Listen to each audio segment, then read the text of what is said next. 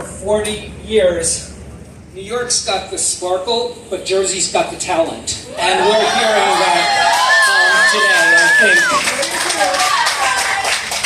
Anyway, last night I had a really good time at the place, I don't know, where was it? Port Liberty, the Stork Club. Courtesy of a ticket from CavanKerry Press. And Melita asked me to read a poem, and I read it, and it felt really good, and I was thankful for that, but that was the poem I was going to read here today. So I'm going to read a different poem, because God forbid, I don't want to bore anyone. This is something I wrote a few weeks ago, maybe 2. Stage directions for a takeover, with troops in the wings. The city was quiet at first, too quiet, like a TV set on mute, but the closed captions scream, "Order must be restored." Enter.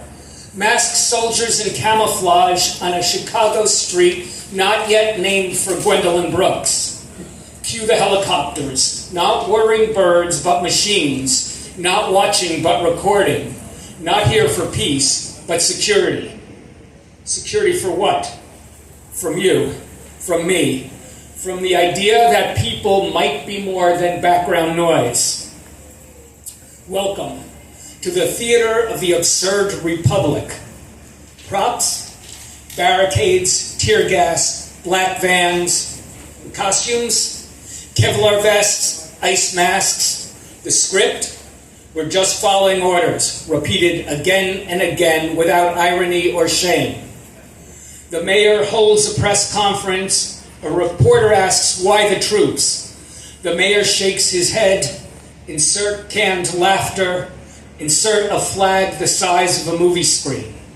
Listen. In Trump's America, a child learns to spell hoax before she learns freedom. A man is arrested for standing still in front of a monument to a traitor from the Civil War. Meanwhile, Congress deliberates whether tanks should be painted a friendlier shade of green. And we are told to clap. We are told to march, told to fear our neighbors, told to sing God Bless America.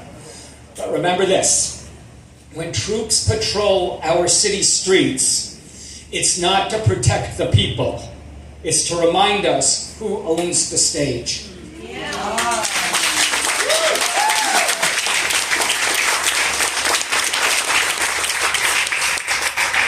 So I'm the poet in residence at the Hoboken Museum.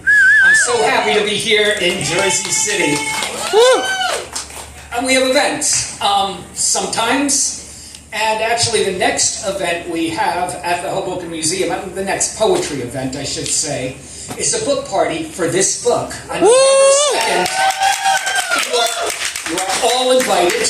November 2nd, Hoboken Historical Museum, Hudson Street and 13th.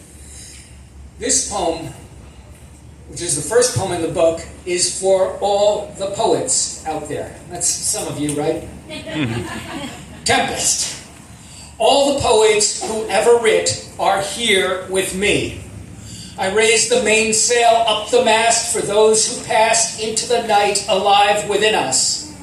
The closeted friend too ashamed to seek treatment until too late. A black-hatted New Rican legend lugging a condom crucifix, singing songs of Puerto Rican liberation. The blind professor holding court upon a smoky couch, welcoming all who sail through open door to introduce themselves. I stand before you, bent but unbowed, gray but not dead, anonymous and proud. Some poets have tied their sails and souls to the warm comforts of the academy. Rare few have cast off against the prevailing gales, emerging as prophet for their motley crew of misfits. Others became unmoored by the cruel vicissitudes of fashion, unable or unwilling to follow the wind. A few have fallen into the doldrums, pounding out despaired manifestos to the sound of Mahler on broke-down radios in half-lit rooms. Hyacinths for the disappeared, thrown into the roiling sea, so-called enemies of state, victims of the dictator's purge, and those destroyed by madness and lack of recognition.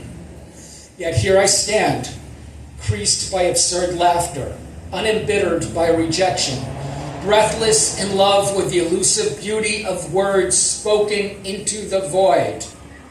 To all the poets who ever lived, proclaiming God's glory in the Judean desert, telling tales of epic wanderings off Ionian shores, griots singing praise songs, calling on ancestors' protection, besotted flaneurs, absinthe-blind, scribbling in tattered notebooks, the muscle-bound hod carrier from way out west who broke his back under the weight of belief that poetry could save our souls, the feminist icon brooding at her kitchen table over her terminal diagnosis, a candy store owner in Bayonne holding intricate jazz lines in his head while serving soda pop to thirsty teens, the working-class Brooklyn Jew who found his distinctive voice later in life and couldn't stop sharing, a singular woman writing shapeless verse to no one and everyone simultaneously.